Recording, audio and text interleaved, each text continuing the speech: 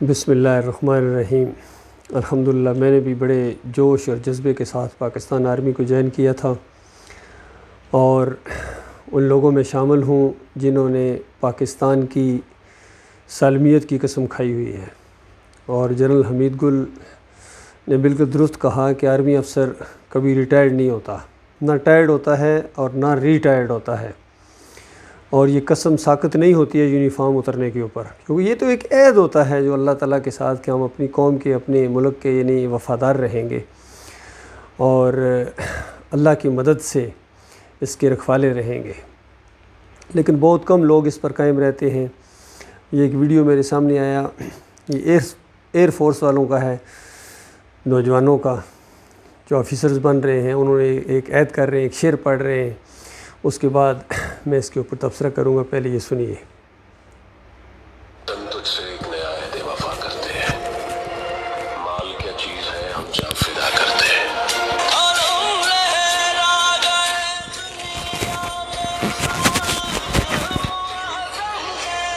اے وطن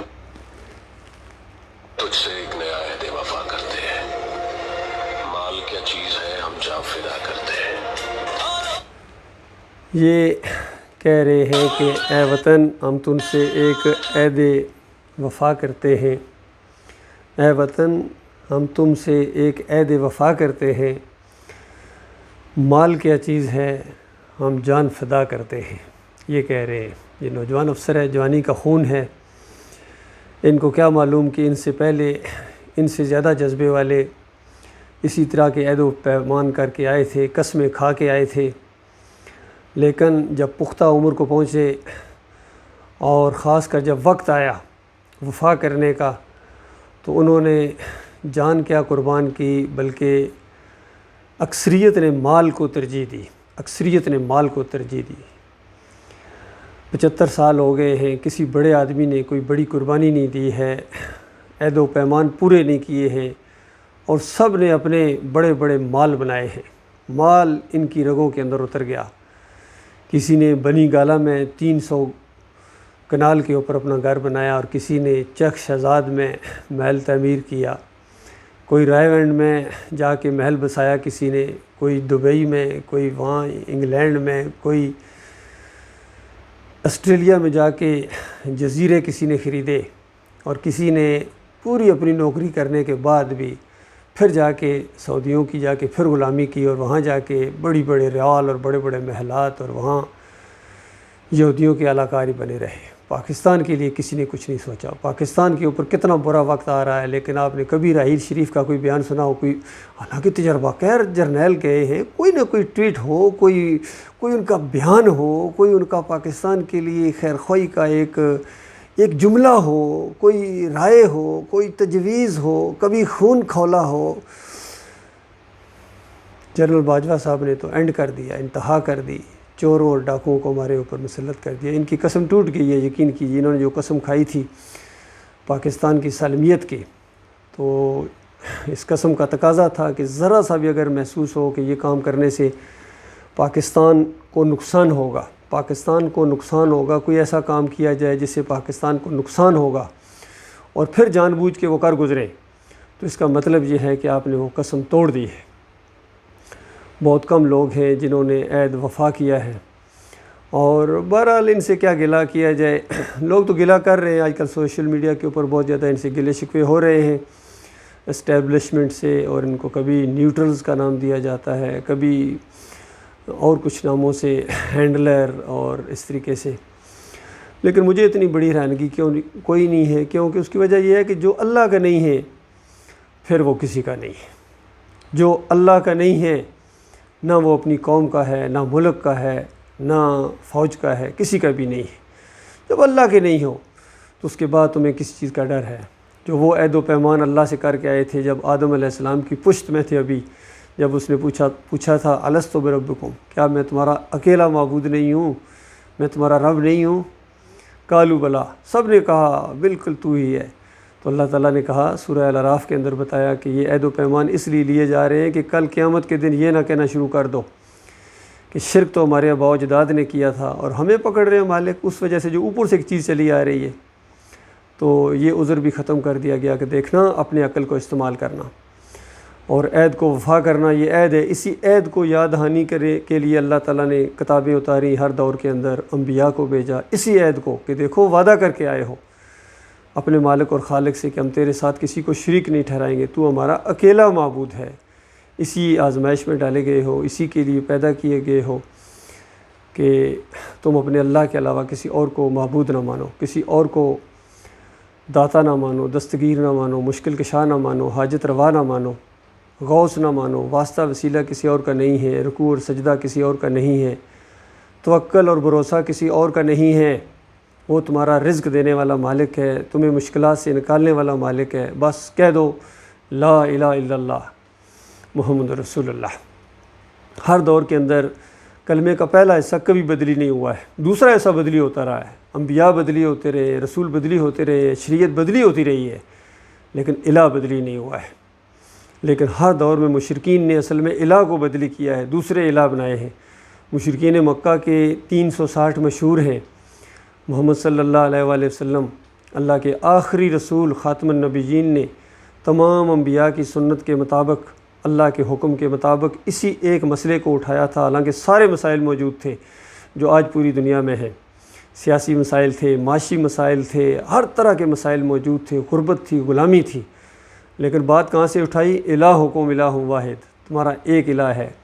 تم پہلے اللہ کو تو پہچانو، اپنے مالک کے تو ہو جاؤ، پھر دوسری بات ہے سارے مسائل تمہاری چٹکیوں میں حل ہو جائیں گے۔ ہر نبی نے یہی کہا، آخری رسول نے بھی یہی کہا، اور آج اس قوم کے 360 تو صرف ملتان سے نکل آئیں گے، لاہور کی گنتی کرو تو 360 یہاں سے نکل آئیں گے۔ ہر کونے پر ایک معبود بیٹھا ہوا ہے، کہیں حیدر سائیں ہیں، کہیں کامہ والی سرکار ہے، کہیں گھوڑے شاہ ککو سرکار بیٹھے ہوئے ہیں،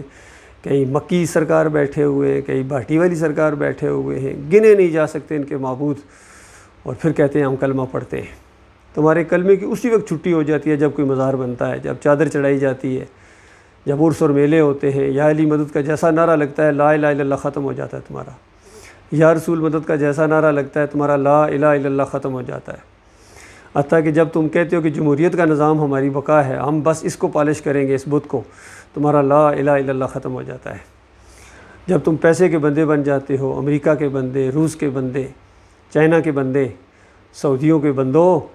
اولیاء اللہ کے بندوں اور نبیوں کے بندوں، تم اللہ کے بندوں کب بنے ہوئے؟ اللہ کے بندے کب بنو گے؟ عبد الدینار کبھی اللہ کا بندہ نہیں بن سکتا ہے۔ تو یہ سارے کے سارے پیسے کے پجاری ہیں۔ میں نے تو یہ اپنی زندگی میں دیکھا ہے۔ کبھی کسی بڑی شخصیت کو میں نے اللہ کا دین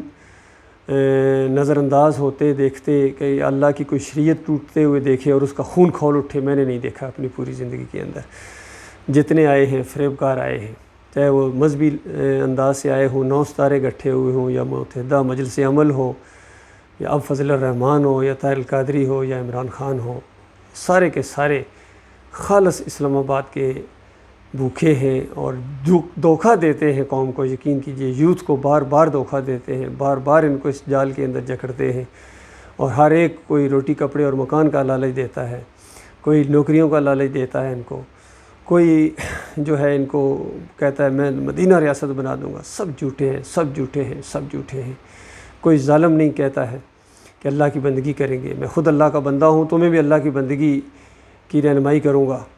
اور ہم اللہ کے علاوہ کسی اور کے سامنے نہیں جھکیں گے۔ مزاروں کے سامنے جھکنا شرک ہے، قبروں کے سامنے، مورتیوں کے سامنے، دولت والے کے سامنے جھکنا شرک ہے، شرک ہے، اور اللہ کے علاوہ ہم کسی کے سامنے نہیں جھکیں گے۔ دیکھیے سود، جس کو اللہ اور اللہ کے رسول سے جنگ کہا گیا ہے، آج پوری انسانیت مسلمانوں کی معیشت کی ریڑھ کی ہڈی بن گیا ہے، اور بالکل اعلان کے ساتھ کہتے ہیں، قرضے لیتے ہیں سود کے اوپر، اندازہ لگائیے تو فخر محسوس کرتے ہیں۔ سود دینا بھی جرم ہے، سود لینا بھی جرم ہے، اور بہت بڑا گناہ ہے۔ بہرحال جو شرک کر رہے ہیں ان کو سود کی کیا پرواہ، جو اللہ کے علاوہ دوسروں کو مدد کے لیے پکاریں، ان کو داتا کہیں، ان کو دستگیر کہیں، ان کے چوکھٹوں کے اوپر جا کے قدم بوسی کریں، پنڈلیاں دبائیں پیروں کی زندگی میں، اور مرنے کے بعد ان کی قبروں پر جا کے ماتھے چومیں ان کے چوکھٹوں کے، اور کہیں کہ یہ محبت ہے۔ تم کہتے رہو یہی محبت ہے، یہ وہ وہی محبت ہے جس کو شرک کہتے ہیں، جس کو شرک کہتے ہیں، یہ شرک ہے۔ تو ٹھیک ہے، چند دنوں کا معاملہ ہے، جب گھسیٹتے ہوئے یہاں تھوڑے مارتے ہوئے فرشتے تمہیں لے کے جائیں گے جہنم کی آگ کے اندر، نمازوں کے باوجود، تہجد گزاریوں کے باوجود، نماز روزے کے باوجود، عمرے اور حج کے باوجود، اور وہ تمہاری نہ وردی کو دیکھیں گے فرشتے، نہ تمہارے بڑے دولت کو دیکھیں گے، نہ تمہارے اونچے خاندان کو دیکھیں گے، نہ شکل و صورت کو دیکھیں گے، وہ تو ایمان کو دیکھتے ہیں کہ دیکھ تمہارا معبود کون تھا، اب بتا کدھر گئے وہ جن کو تم پکارا کرتے تھے، یا علی مدد، یا رسول اللہ مدد، یا غوث مدد، یا ابراہیم مدد، کہاں گئے اب تمہارے وہ معبود،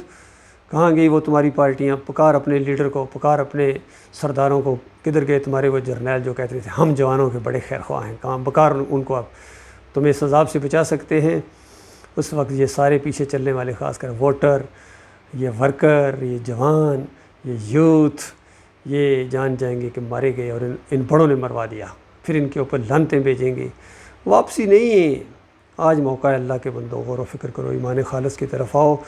اور ان جھوٹی دنیا سے، جھوٹے نعروں سے نکلو، اور صحیح معنوں میں اپنی جان کو جہنم کی آگ سے بچانے کے لیے اور اس جنت کو حاصل کرنے کے لیے پہلے خود ایمان لاؤ اور پھر اس کی دعوت دو، اس پر اکٹھے ہو، اس پر اجتماعیت بنے، اس پر ایک قوم بنے، پھر آپس میں محبت بھی ہوگی، لڑائی جھگڑے ختم ہوں گے، یہ فرقے ختم ہوں گے، خاص کر بریلویت، دیوبندیت، اہل حدیثیت، یہ سارے فرقے ہیں، پھر جمہوریت، یہ سب کچھ ختم ہو جائے گا